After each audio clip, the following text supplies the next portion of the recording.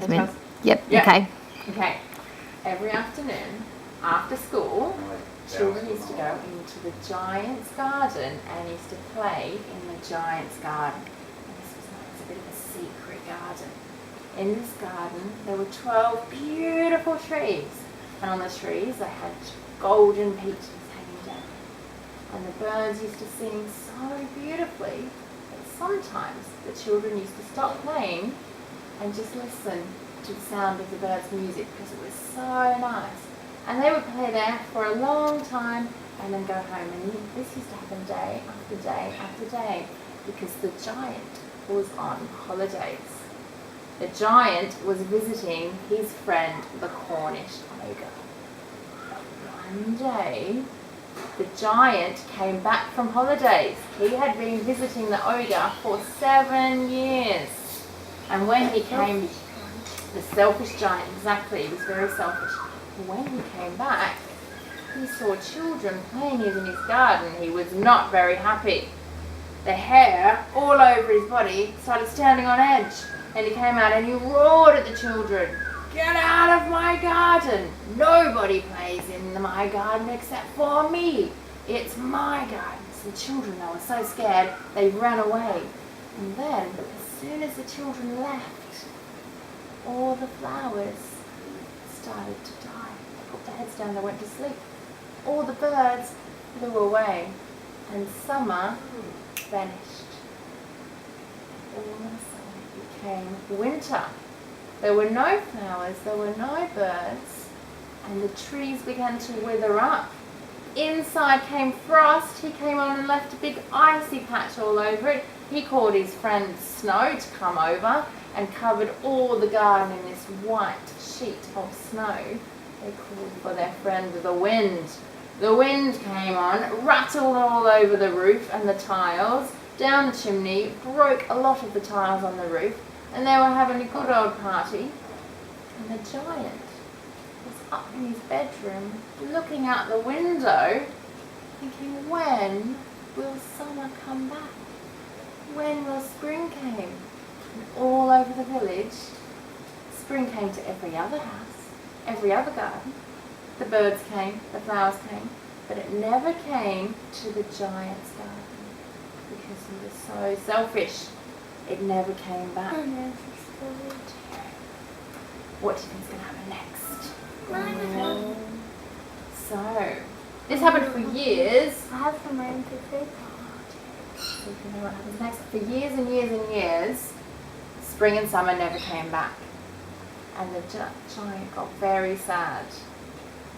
One day he woke up and he heard the sound of music. He thought it must have been the king's army marching down the street. He got quite excited. He was a bit old, but he ran to the window to have a look. And what do you think he saw? The birds. The birds had returned to the garden. They were singing in his garden, and the children were playing. They had found a little hole in his fence and had snuck back in. The giant was finally pleased. He was quite excited to see the children had returned to his garden. But in the very corner was still winter. It was summer everywhere else in his garden. And on the one tree. On the one tree, it was winter. This one tree was dead, and underneath was a small little boy, a little bit smaller than you, Adam, and he was jumping up, trying to reach the tree, and he couldn't quite reach it. He had tears in his eyes. So the giant ran down to the children, ran up to the boy, and helped him up so he could reach the tree. But all the other children, they were scared of the giant because they thought the giant was going to come down and roar at them again. So they all ran away and didn't quite see the giant do this. But he reached up, helped the little boy, and the children all peeked. He could see through the woods, through the hole in the gate. The giant was actually a nice giant after all.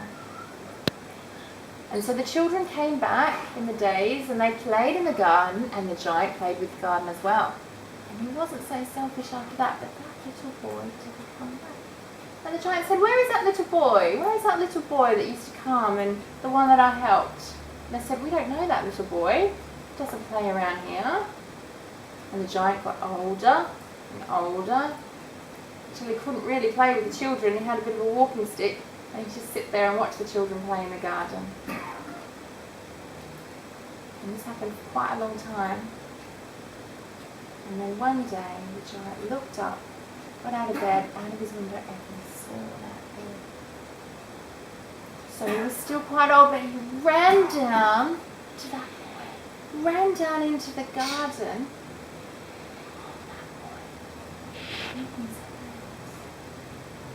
See blood coming out of his hands. There were holes in both hands. The giant wasn't very happy. He roared, "Who has done this to you? Who has hurt your hands?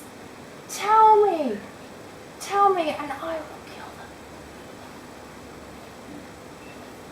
But the boy said back to the giant, he said, these are wounds, these are scars of love. The boy said to the giant, "You let me play in your garden, but one day you will come and play in my garden, which is called paradise. And we can play in that garden forever." The next day, when the children came back into the garden, they saw the giant lying underneath the tree. He had flowers all over him.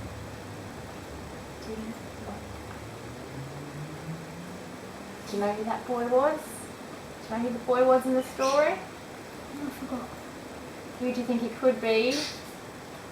That had holes in his hands. Jesus. Yeah, that's the boy in the story. Well done. Did you like that story? I have it on my MP3. So you've heard it before. Did you like the story, Adam? Yeah.